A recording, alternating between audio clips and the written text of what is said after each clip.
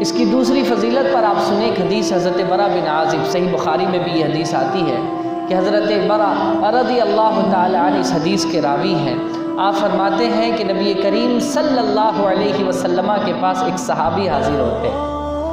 اور نبی کریم صلی اللہ علیہ وسلم سے ایک عجیب و غریب واقعہ بتاتے ہیں۔ کہتے ہیں یا رسول اللہ صلی اللہ علیہ وسلم،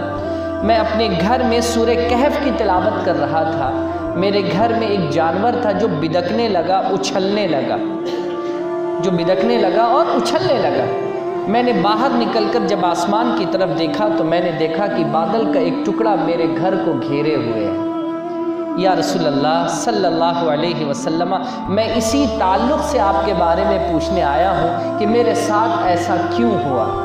تو آپ صلی اللہ علیہ وسلم نے جواب میں فرمایا، تو اس صورت مبارکہ کی تلاوت کرتے رہا کر، کیونکہ جب تک تلاوت ہوتی رہتی ہے اللہ تبارک و تعالیٰ کی رحمتیں تیرے گھر پر اترتی رہتی ہیں۔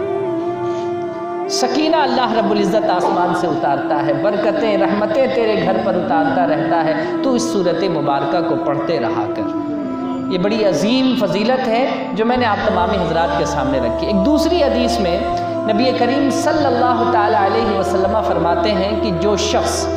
سورہ کہف کی شروعات کی 10 آیت اور آخر کی 10 آیتیں زبانی یاد کر لے، آقا کریم نے فرمایا کہ اللہ رب العزت اس کو نور میں بھر دے گا، اتنے نور میں کہ زمین سے آسمان تک اس کے لیے نور ہی نور ہوگا، زمین سے لے کر آسمان تک اس کے لیے نور ہی نور ہوگا۔ ایک حدیث میں یہ بات بتائی آقا کریم نے، ایک حدیث میں پھر یہ بات آتی ہے کہ نبی کریم علیہ الصلاۃ والتسلیم نے ارشاد فرمایا کہ جو شخص جمعہ کے دن سورہ کہف کی تلاوت کرتا ہے، جمعہ کے دن ابھی جو جمعہ ہے، جو شخص جمعہ کے دن سورہ کہف کی تلاوت کرتا ہے، آقا کریم علیہ الصلاۃ والتسلیم نے ارشاد فرمایا کہ اللہ تبارک و تعالیٰ اسے ایک قیمتی نور عطا کرے گا جو قیامت کے دن اس کے سر پر چمک رہا ہوگا، اور ایک جمعہ سے لے کر دوسرے جمعہ کے درمیان اللہ تبارک و تعالیٰ اسے بھلائیاں عطا فرمائے گا، اسے گناہ سے محفوظ رکھے گا۔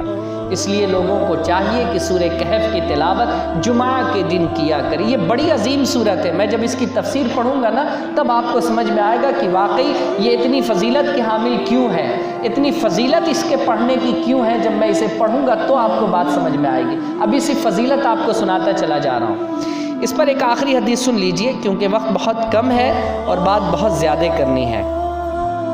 حضرت علی کرم اللہ تعالی وجہ الکریم